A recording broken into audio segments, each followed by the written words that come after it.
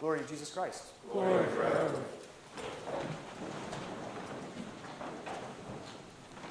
Also from Ephesians, just a few lines before. Brethren, I therefore, a prisoner for the Lord, beg you to walk in a manner worthy of the calling to which you have been called, with all lowliness and meekness, with patience, forbearing one another in love, eager to maintain the unity of the Spirit in the bond of peace.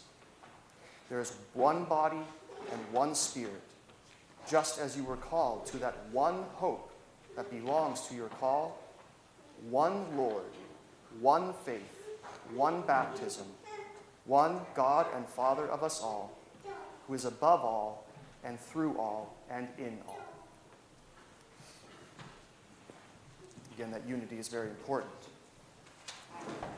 If we have all accepted one baptism, if we all aspire to receive one and the same Eucharist, if we all profess that we have one Father in heaven, then we are all compelled to walk and to act in unison with the example of Jesus Christ.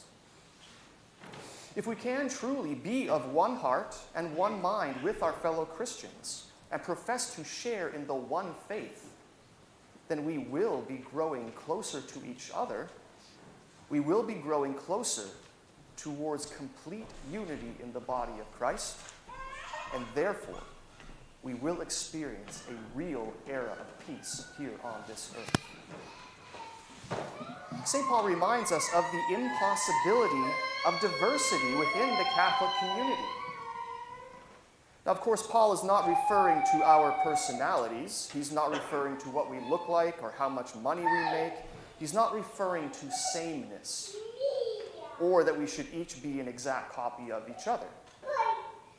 But Paul tells us in another letter, to the Galatians, that, quote, there is neither Jew nor Greek, there is neither slave nor free, there is neither male nor female, for you are all one in Jesus Christ.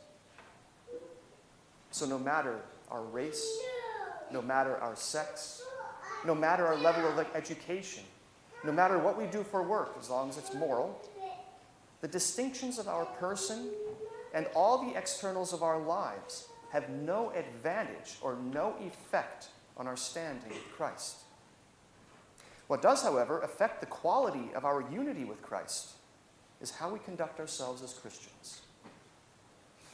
As we know, from time to time, we may find it difficult to live our whole lives adhering to our baptismal commitments.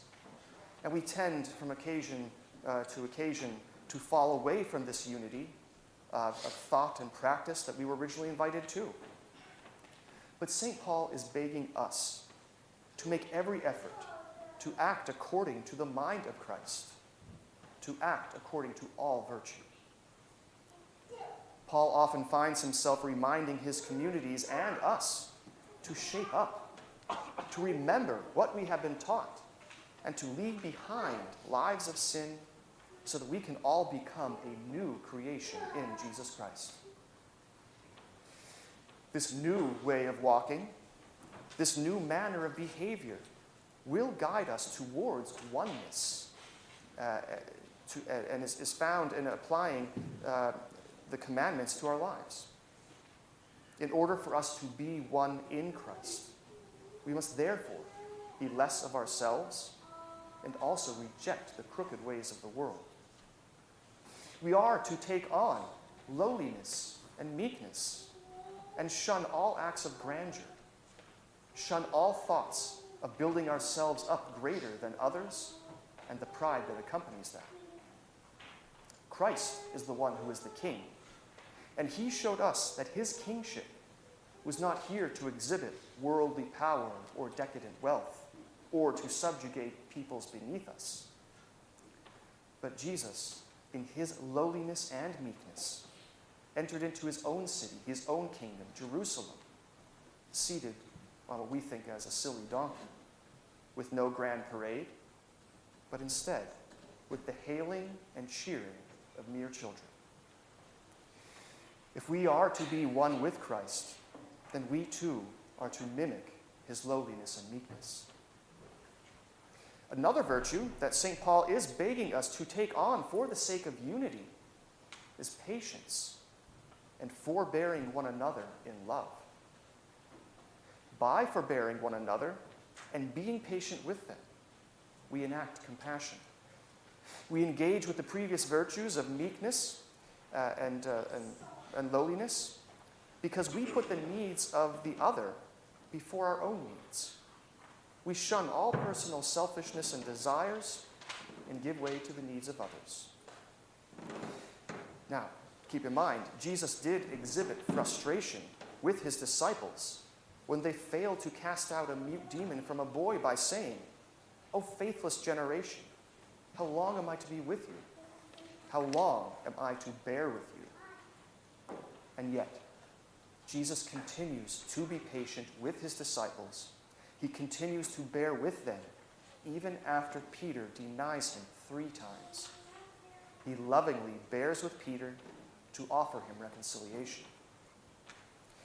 So then, if we are to be one, we must forbear with one another in acts of selfless love.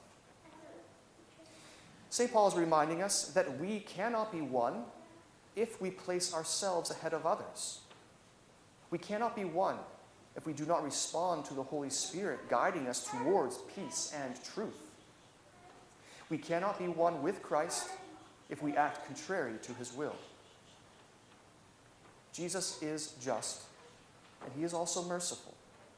And this mercy obliges him to bear with us.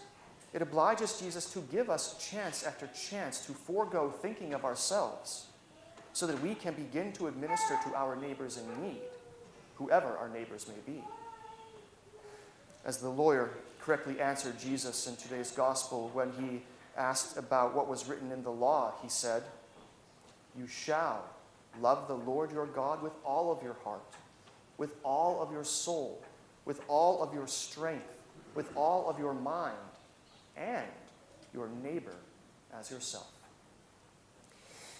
If we can give this love to our neighbor, then we will all be truly one in Jesus Christ.